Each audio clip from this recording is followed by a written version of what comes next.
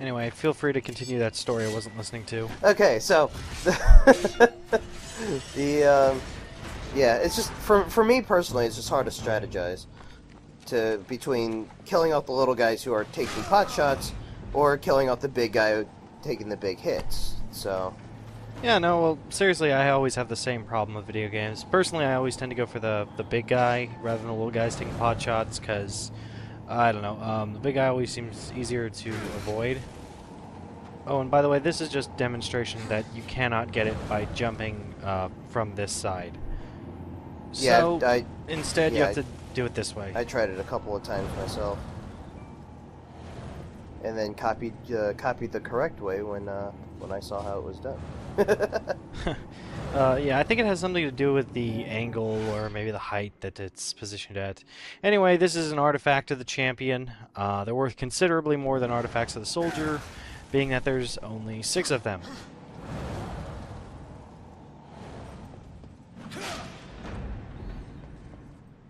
This part right here reminds me of the Drowned Abbey in Soul Reaver. Yeah, kinda, only infinitely less fish people. Well, yeah, we're not. Although the first time I saw this, I was actually trying to jump on the rainy rooftops. Anyways, and yeah, there's a block puzzle, which is exactly like the same Soul Calib. Fuck! Damn it! You made me do the exact same thing. It doesn't help the Soul Reaver-iness of this. Oh god, pushing blocks. Thankfully, you don't have to do it too many times, or I'd have to speed this up. Yeah.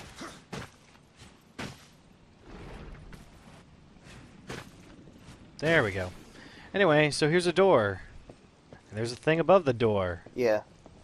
One of them crustacean monsters. I didn't see that guy and got myself chomped the first time. Yeah, most people do. I definitely got chomped the first time as well. I think it's one of those things where people just don't look up, you know? Yeah. I was watching a Let's Play of Prey, and the guy doing that one said that was one of the few games where they actually do teach you to look up. You know, I'm not gonna lie. I played through Prey pretty much just for the gamer score, and I don't remember any of it. Well, aside from the jukebox playing "Don't Fear the Reaper" thing. The very beginning. Yeah, and then I think it happens later in the game as well. Like, you walk by it somewhere in the alien ship. I remember being like, oh, that's pretty funny. Yeah. Anyway, time to go down another hole. And, funny enough, we're still in the very first room we walked into. But yeah, screw that. We got a cave to explore. Some catacombs. By the way, I love this little guy here. He, like, runs away really quickly, and then you just try... Oh my god, he brought his friends! I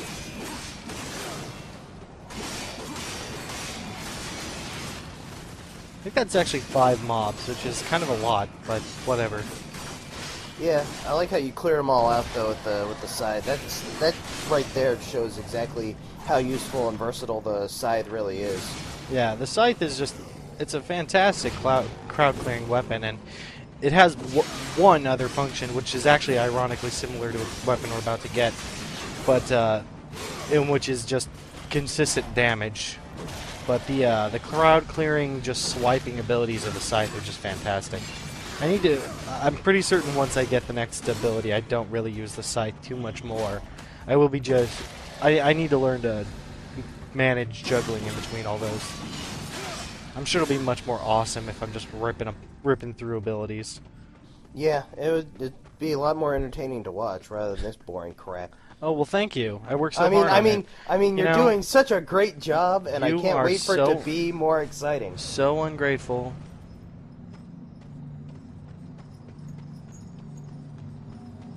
What is this? I don't know. Maybe we should open it with a sword.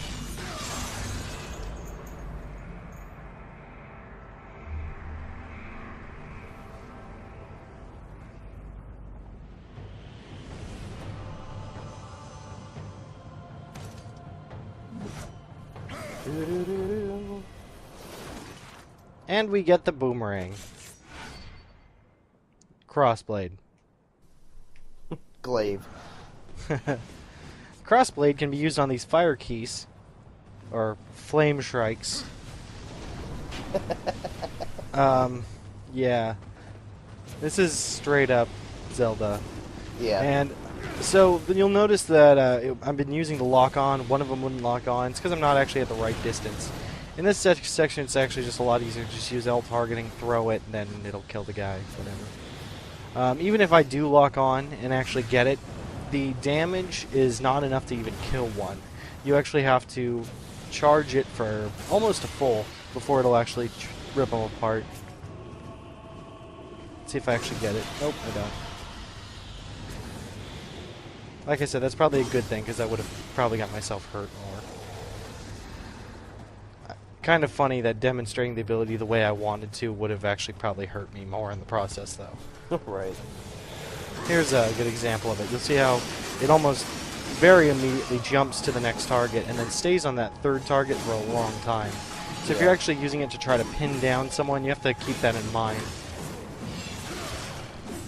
And that becomes even more of an obstacle when you're trying to pin down one enemy in particular, and enemies are dancing in front of it. Yeah. There we go.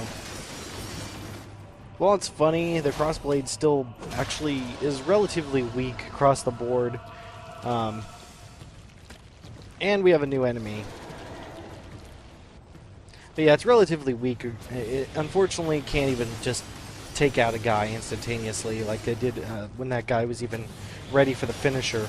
Probably would have taken 3 crossblade hits. This is a rot mauler. Again, crossblade's pretty weak on him like this.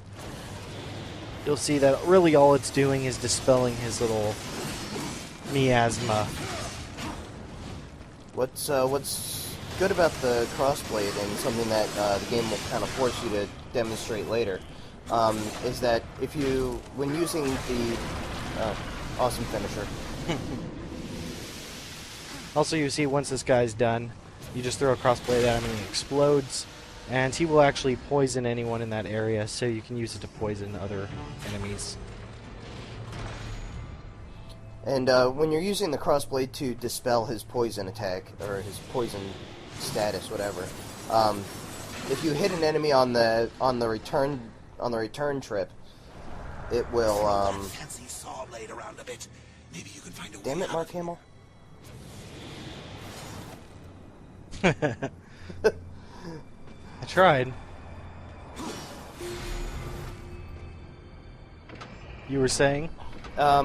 If you hit an enemy on the return trip from hitting those poison guys, then the poison effect will actually poison enemies on the return trip to you. Yeah. We'll actually show the elemental effects in a little bit here. I thought it was really cool the way you exploded the fireball and then killed the fire thing. That's actually one of my favorite things about it. If you get the timing just right, it'll go straight through the fireball, taking the damage for you. So this puzzle's not too difficult. There are actually 2 pieces of rock that are holding off this little statue. As you can see, they've got bomb flower spots growing on them. Just throw the crossblade at the bomb flowers and it releases the statue. And thus these gates.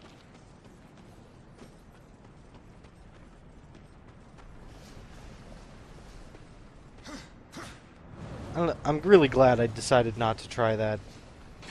Yeah, that could have ended badly. Or, no, that would definitely have It would have definitely ended badly. At least it would have been funny, because I would have at least just, randomly, wholeheartedly jumped into lava.